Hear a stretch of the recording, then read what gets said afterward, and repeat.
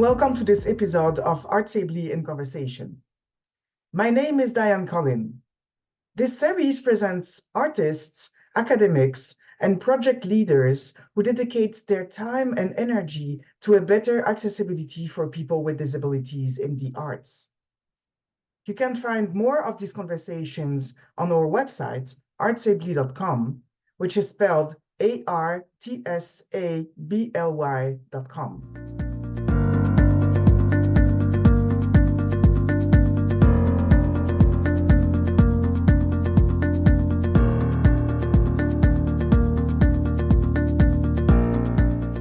Today, Artsably is in conversation with Dr. Tekla Babiak, independent scholar with a PhD in musicology from Cornell University and disability activist. She fights for the fuller participation of independent scholars in academic activities, with a special interest in disability accommodation needs for authors. You can find the links and resources mentioned by Tekla Babiak during the interview on Artsably's website in the blog section. I am today with Tekla Babiak, and Tekla is an independent musicologist with a PhD in musicology from Cornell University. She's also a disability activist, and she does a very interesting and necessary advocacy work for disabled scholars and also for independent scholars. Thank you for being here today, Tekla.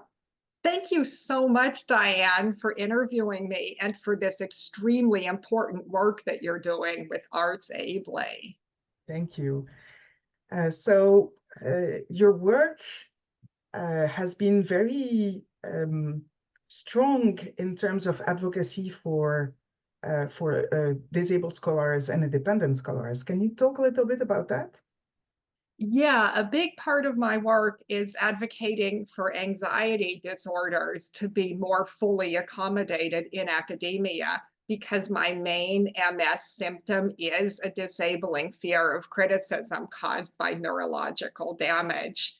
To advocate for this awareness, I publicly self-advocate for my own access needs. When I give conference presentations, I make an announcement, or if I'm not feeling particularly brave that day, I ask the session chair to make an announcement requesting extra sensitivity and even compliments from the audience.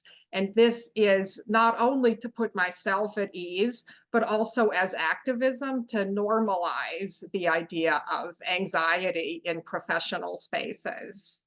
And you're very active in various groups in academia, right?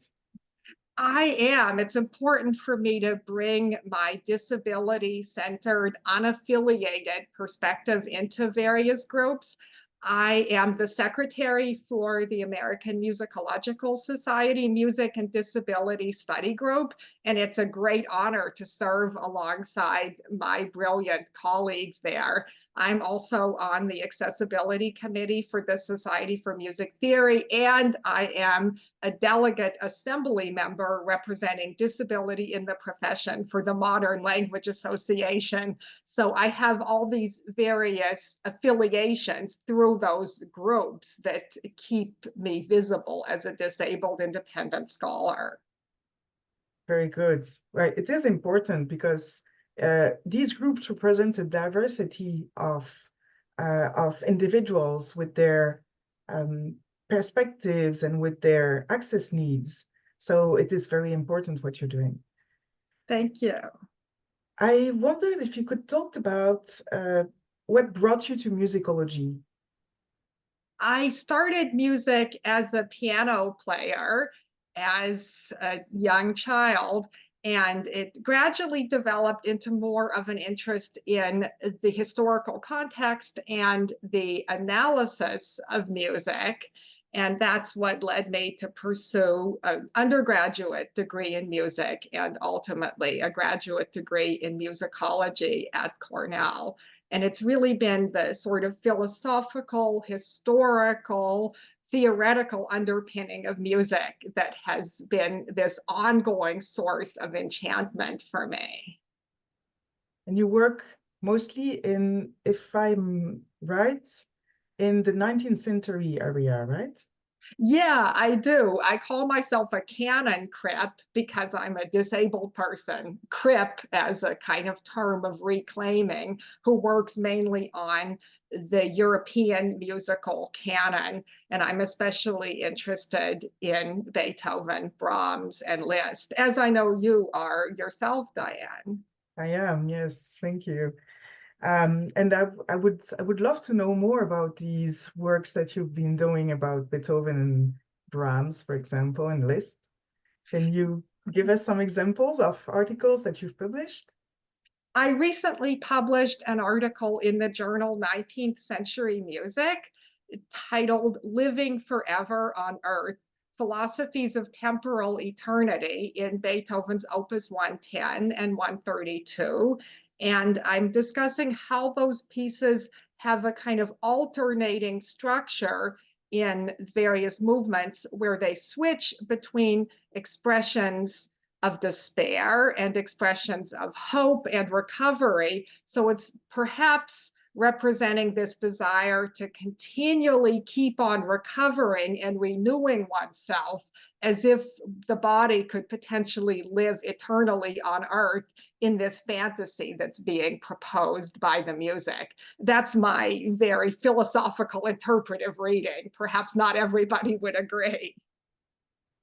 So this is in what journal? 19th Century Music, right? Yeah, that's the name of the journal, and it's the latest issue, fall 2023. So go ahead and download it. By reading and citing my work, you will all be contributing to disability inclusion.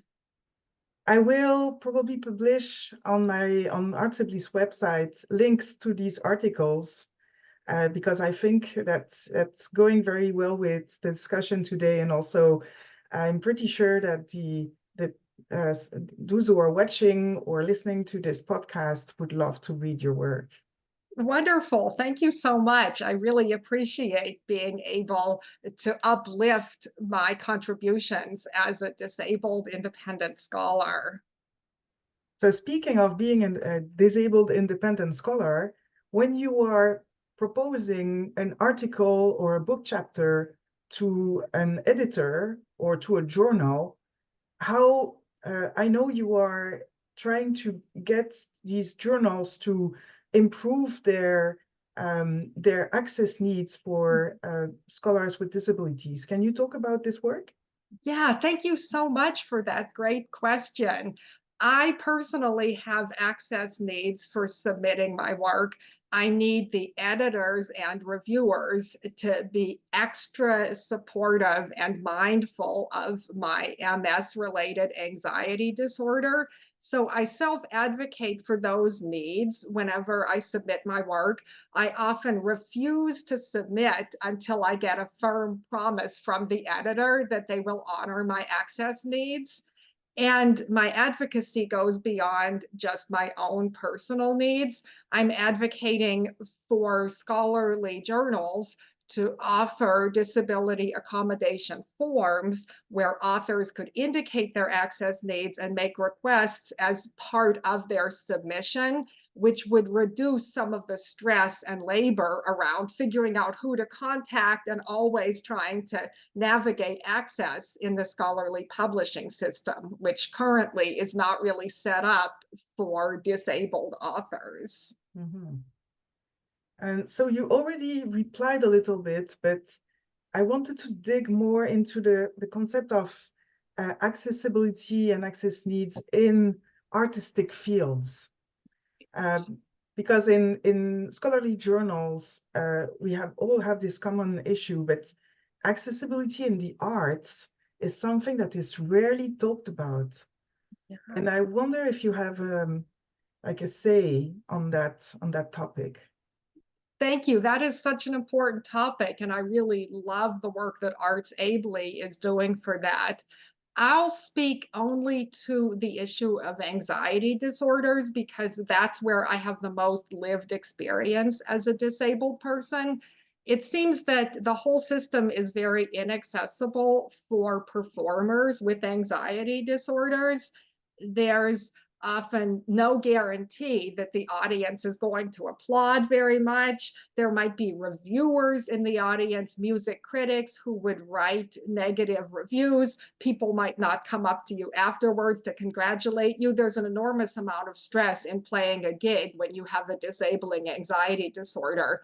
I think for enhanced accessibility, and this is very much a utopian dream that might not be realistic, but it would be wonderful to maybe be able to get promises from the reviewers that they won't write anything negative, and to make a request to the audience, even to have maybe some arts administrators make requests to the audience through email, asking them to applaud extra hard for such and such a performer because of their disabling anxiety disorder, or asking the audience members to please come backstage if they are able to congratulate the performer afterwards. I think that kind of infrastructure would really support disabled performers much more robustly for anxiety disorders. That's very important. I think for people who are administrating or managing artistic institution or organizations who are willing to improve their rules or who are willing to welcome performers with disabilities, they don't necessarily know. So until we are approaching them and we are talking with them and saying, I would suggest this or this or this. So actually, it would be interesting to work on a suggestion list for these theaters. That would be, I'm just thinking out loud right now. I love that idea. Yeah, definitely. Because as you say, it's not always about resistance to disability needs. Sometimes it's just that the administrators don't know. And I think that we need to be hopeful about the potential for educating them. Totally. Yeah, so thank you for that great idea. I would love to contribute the anxiety ideas to the suggestion list. I will keep that in mind.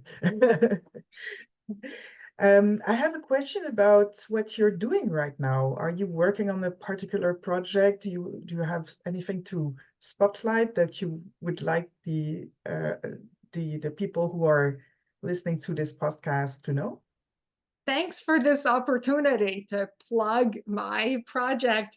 My current obsession is something that I call invitational pedagogy. It's the idea of inviting disabled independent scholars to give guest lectures.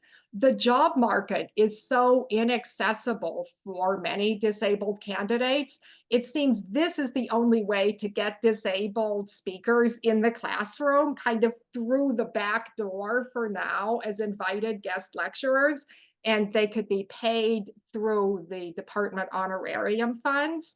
And this could hopefully open the front door to disability-centered hiring practices once the groundwork has been established through having a series of disabled guest speakers. And do you have plans on future conferences that you're intending to present these ideas? I will be presenting these ideas at the International Conference for 19th Century Studies in the UK. I don't know yet if I'm going to go in person. It depends on whether I get a travel grant. But if not, then it'll be on Zoom, and I'll be discussing the importance of bringing in disabled guest speakers. And at some point, I would love to create some kind of database where disabled independent scholars could sign up, and then faculty members could use that as a resource when deciding whom to invite. And this is a conference that we as auditors can watch online too?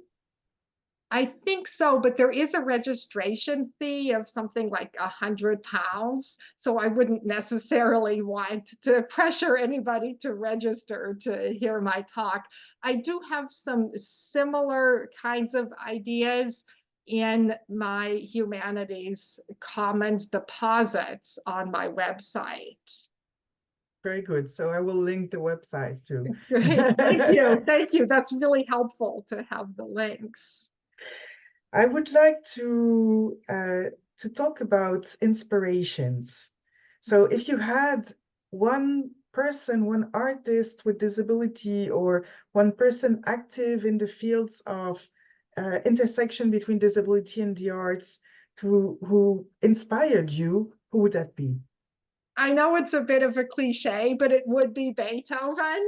And it's not only because of his deafness, it's also because of his string quartet in A minor, Opus 132, one of the pieces in my article, where its third movement alternates between two sections. One says, Holy Song of Thanks from a Convalescent to the Godhead. The other section says, Feeling New Strength. And the sections keep switching back and forth.